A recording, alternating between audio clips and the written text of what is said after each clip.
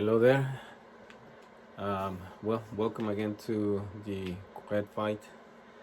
This is the blog that I decided to create to documentate my journey through the fight with the pancreatic cancer. I'm trying to keep everything as hybrid as possible, so I'm not doing any scripts, so you're gonna see some mistakes, maybe some problems with my pronunciation since I'm not rehearsing or preparing for this. In any case, this would be the second episode. What I want to share with you guys is how I found out that I have this diagnose. So in the middle of December of last year, 2025, I got some sort of a food poisoning. I mean, I know that I consumed something that got me sick. Well, it lasted more than it was meant to last, by being a food poisoning. I tried to do what I was supposed to do, eat light and all those medical recommendations for this sort of a problem. But then by December 31st, my skin got yellow, my eyes turned yellow, and by January 3rd, I was feeling a little bit better that day, but I was advised to go to the doctor because of the color on my skin. So I went to an ER near my house, someplace that I trust, and it was a long wait before they could see me, like it is in any ER department. Then I got transferred to a bigger hospital because they didn't have the equipment. First they told me that they might have to remove my gallbladder because it looks like my bilirubin was too high, and the gallbladder was the reason for it. Well, up to that point, you get a little bit concerned because things have to change in your life, in your diet. But that's what it was. So I arrived to the hospital in the middle of the night. I would say maybe somewhere around 1 o'clock, 2 o'clock. I'm not certain about the time. I just know I made it there. And the next day, they told me that they found something abnormal. They needed to do a procedure that I was going to do two things. One, it was place and stern inside of the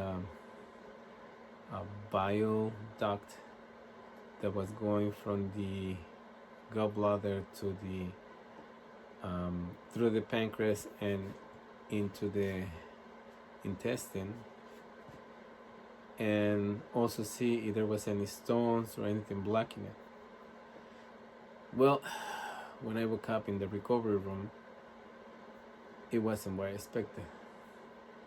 The first thing that the specialist told me is like, well, I know you got cancer, and there is nothing we can do. So obviously I was in shock, and I only asked him, so how long do I have? And he said, well, anywhere between 5 to 6 months. And then I was taken to my room. So I didn't know what to say, I didn't know what to expect. This procedure was done around 10 o'clock in the morning, and my family arrived like a little bit after the procedure was done. It's a working day, it was Monday. And so they asked me what was I told, what did I know at that point. So I told them what it was said to me. So everybody was in shock, everybody was in disbelief. Me, I didn't know what to think, to be honest. Sometimes, you define your life in one moment, and that was not the moment to define mine. And the following days, I kept having visits from different doctors. So very first one that it was important, it was the GI surgeon, and she came to visit me very positive. She said that if the surgery has to happen that day, she couldn't perform, and obviously that was it. But she was still seeing a possibility. It's just where the tumor is located. So she suggested that I went to chemotherapy, and once the chemo was done, and with all the positive vibes that it was gonna be successful, then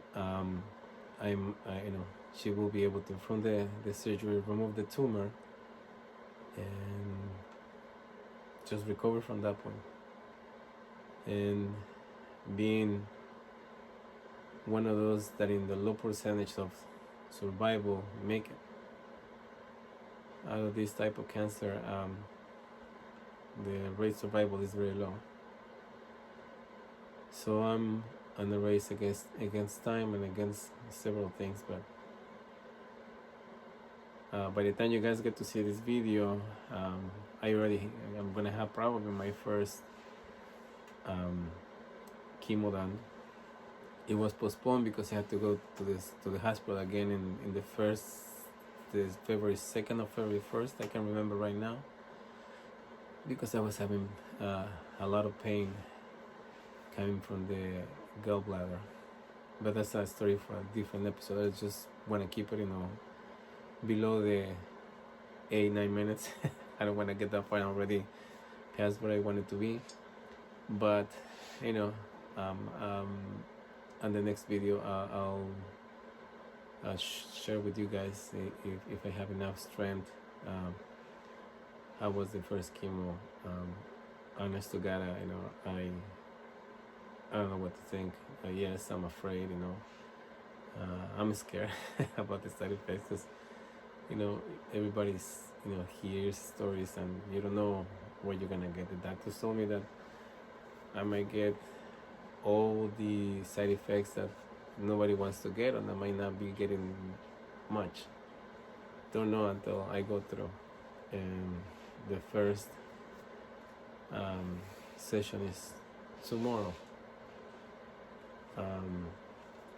which, by saying tomorrow, is gonna be February 16th.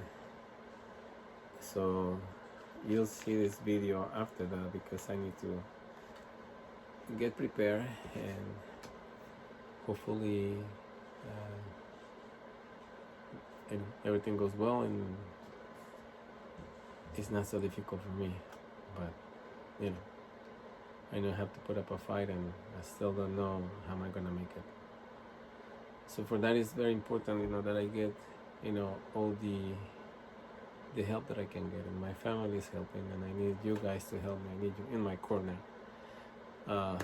We created a GoFundMe account, because this is not easy to go through. The description is on the videos,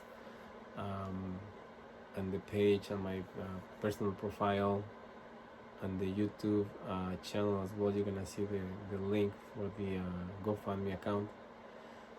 So if you can help, that would be greatly appreciated. But if not, at least please like the video, share, subscribe to the channel, because this is how it works in the media.